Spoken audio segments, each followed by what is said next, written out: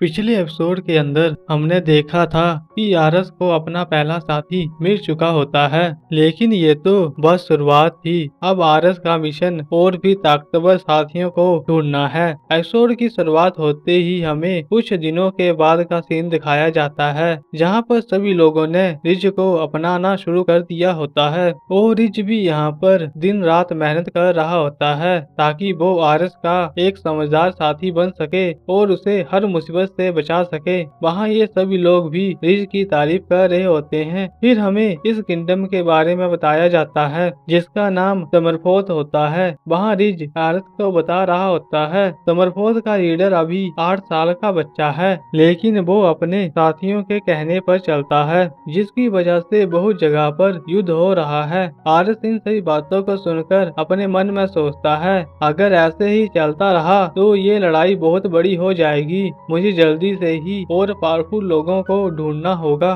फिर आरस रिज से पूछता है, अगर ये लड़ाई बहुत ज्यादा बढ़ गई तो सबसे पहले हमें क्या करना होगा। जिस पर रिज बताता है, हमें इस गवर्नर से शुरू करना चाहिए क्योंकि ये बूढ़ा व्यक्ति कुछ ही सालों में मर जाएगा, जिसकी वजह से इनके दोनों बेटों के बीच राजा बनने की लड़ाई होगी। वहाँ आरस ये सुनकर रिज से पूछता है, अगर ये सब कुछ हुआ तो मेरे पिता किसका साथ देंगे। तो रिज बताता है, लॉर्ड बड़े बेटे का साथ देंगे, और अगर हमने इस युद्ध में अच्छा किया तो हमारी सिटी का नाम और भी ऊपर आ जाएगा। इसके बाद आरस और ताकतवर लोगों को ढूंढने के लिए जाने लगता है। तो लॉर्ड आरस को रोककर कहते हैं, तुम और ताकतवर लोगों को ढूंढने के लिए जा रहे हो, लेकिन इस बार तुम्हें एक मैजिकल व्यक्ति को ढूंढना होगा। आरस इस बात को सुनकर सोच में पड़ जाता है। तो लॉर्ड बताते हैं, हमें लड़ाई के लिए एक मैजिक करने वाले व्यक्ति की ज्यादा जरूरत है, क्योंकि वो हमें लड़ाई में बहुत ही ज्यादा हेल्प करेगा। आरस इस बात को सुनकर हाँ कहता है और खुद की मैजिक स्किल के बारे में सोचने लग जाता है कि उसे भी मैजिक यूज करना नहीं आता है, जिसकी वजह से उसके पिता ने कभी भी उसे दोबारा मैजिक यूज करने के लिए नहीं कहा। फिर रिज और आरस दोनों मिलकर और ताकतवर साथी को ढूंढने के लिए चले जाते हैं। वहाँ ये दोनों कैरना सिटी के मार्केट में पहुँच जाते हैं, जहाँ पर आरस इतने सारे लोगों को देखकर हैरान हो जाता है। इस पर रिज कहता है, यहाँ 50,000 से ज्यादा लोग हैं। जिसके बाद आरस अपनी पावर का यूज करके कोई अच्छा सा साथी ढूंढने लग जाता है, लेकिन इतना ढूंढने के बाद भी उन्हें एक भी पावरफुल व्यक्ति नहीं मिलता है, जिसकी वजह से रिज और आरस दोनों एक जगह में जाकर बैठ जाते हैं। फिर थोड़ी देर बाद ये दोनों वापिस से ताकतवर व्यक्ति को ढूंढने लग जाते हैं और चलते हुए आरस को कुछ गरीब लोग दिख जाते हैं और उन्हें देखकर आरस बहुत ज्यादा उदास हो जाता है। तो रिज ये देखकर आरस से कहता है,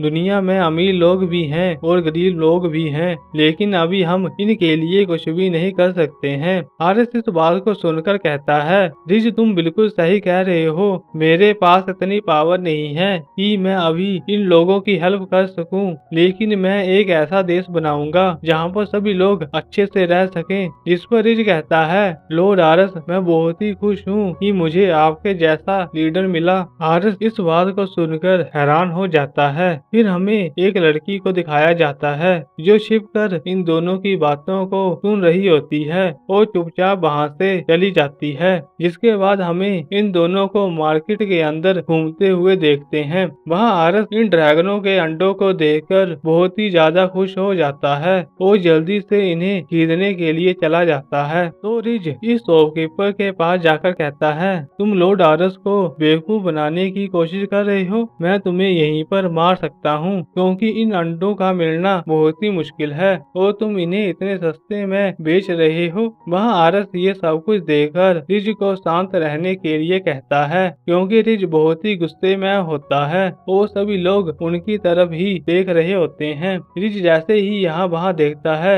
और सभी लोग उसकी तरफ देख रहे होते हैं, तो रिज अपने गुस्से को शांत करके आरस से माफी मांगता है और आप जो भी सजा मुझे देना चाहते हैं वो दे सकते हैं, मैं कुछ भी नहीं कहूँगा। आरस ये सुनकर कहता है, मैं तुम्हें शुक्रिया कह रहा हूँ क्योंकि तुमने मुझे बचाया है। फिर आरस अपने मन में सोचता है, अगर जितनी बार मुझे लोग बेवकूफ बनाएंगे ये हर बार ऐसे ही गुस्सा होगा, मुझे इससे पहले ही समझदार बनना होगा ताकि ये किसी व्यक्ति को मार न सके।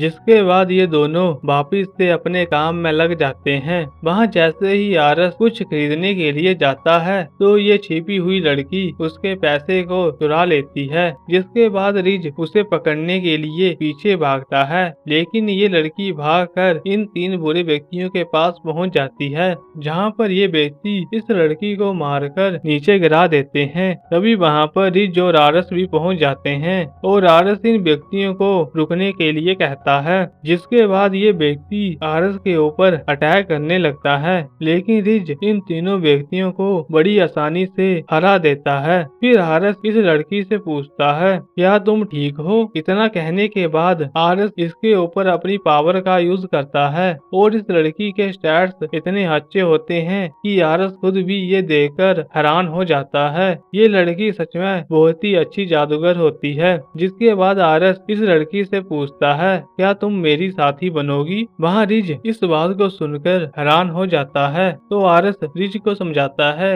ये लड़की बहुत ही अच्छी जादूगर है, लेकिन ये लड़की साथी बनने से मना कर देती है और आरस से कहती है, मुझे ना ही कोई जादू आता है और ना ही मैं तुम्हारी साथी बनना चाहती हूँ, क्योंकि तुम गरीब लोगों को बहुत ही बुरा समझते हो।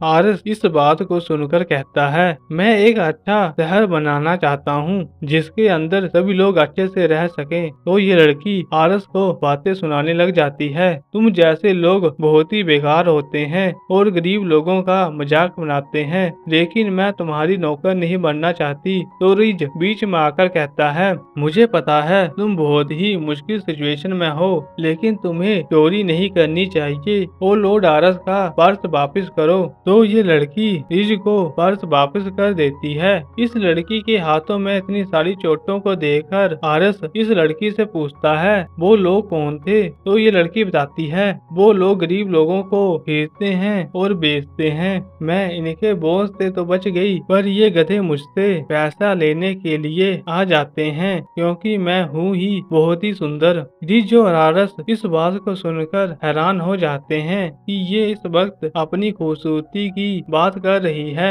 आरस कहता है, अगर आप वहाँ से भाग गई थी तो आप यहाँ से किसी और जगह क्यों नहीं चली जाती? तभी वहाँ पर 4 छोटे बच्चे इस लड़की के पास आ जाते हैं और हमें पता चलता है कि ये उनके लिए ही यहाँ पर रुकी है। अगर ये भी यहाँ से दूर चली गई तो इनका ध्यान कौन रखेगा? रिच और आरस भी ये सब कुछ देखकर उदास हो जाते हैं और आरस इस लड़की को अपना पर्स दे देता है, लेकिन तब भी ये लड़की आरस को बातें सुना देती है और कहती है, ये तुम अब अपनी मर्जी से दे रहे हो। आरस भी इस पर हाँ कहता है। फिर हमें रात का सीन दिखाया जाता है। वहाँ आरस चुपचाप बाहर बैठा हुआ होता है। रिच आरस से कहता है, रात को यहाँ पर बहुत ठंड होती है, आप अंदर आ जाइए। तभी रिच आरस के पास आकर एक बात कहता है, मेरी सिचुएशन भी कभी उस लड़की जैसी थी, तो मैं समझता हूँ उस लड़की को अभी क्या महसूस हो रहा होगा